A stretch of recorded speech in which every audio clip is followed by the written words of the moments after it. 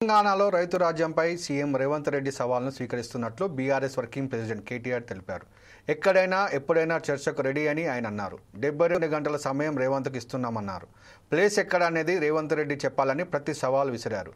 కాలిపోతున్న మోటార్లు, అందుబాటులో లేని ఎరువులు, విత్తనాలు, ప్రతి మండలంలో ఎరువుల కోసం క్యూలైన్లో రైతులు ఎదురుచూసే పరిస్థితి. ఇదే ఇందిరమ్మ రాజ్యం అంటూ వ్యంగ్యాస్త్రాలు సంధించారు. ఎరువులు కూడా ఇవ్వలేని సీఎం మమ్మల్ని విమర్శిస్తారా అంటూ కేటీఆర్ నిలదీశారు. ఇందిరమ్మ రాజ్యంలో చెరువులు ఎండితే తాము కలకలాడేలా చేశామన్నారు. తెలంగాణ రాష్ట్రం ఏర్పాటైన కొత్తలోనే 30,000 కోట్ల రైతు రుణమాఫీ చేశామని గుర్తు చేశారు. కేసీఆర్ నాయకత్వంలో తెలంగాణ రూపురేఖలు మార్చామని చెప్పుకొచ్చారు. 18 నెలలుగా తెలంగాణలో టైంపాస్ పాలన నడుస్తోందని కేటీఆర్ విమర్శించారు. వాస్తవాలు చెప్పాలి అంటే దశాబ్దాలుగా దగాబడ్డ తెలంగాణను కేసీఆర్ గారి నాయకత్వంలో ముఖ్యంగా వ్యవసాయము, సాగునీటి రంగంలో ఎట్లాంటి విప్లవం సృష్టించినామో ప్రజలందరికీ ఇప్పటికే వారి అవగాహనలో ఉంది, వారి అవగతంలో ఉంది, వారి అనుభవంలో ఉంది. అయినప్పటికీ కొన్ని విషయాలు గుర్తు చేయాల్సిన బాధ్యత మా మీద ఉన్నది.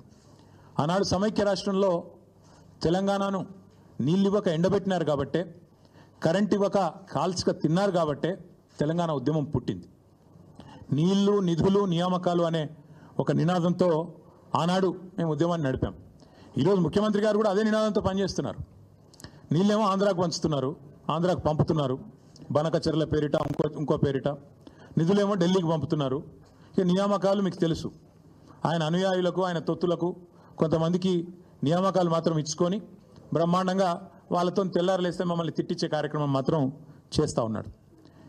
వాస్తవం ఏంటి అంటే స్వతంత్ర భారతదేశ చరిత్రలో 78 ఏళ్ల భారతదేశ స్వాతంత్రానంతరం ఏ ప్రభుత్వము కూడా కేసీఆర్ గారి ప్రభుత్వం చేసినంతగా రైతులకు ఎన్నడూ సాహసోపేతమైన కార్యక్రమాలు తీసుకోలేదు అనేది అక్షర సత్యం.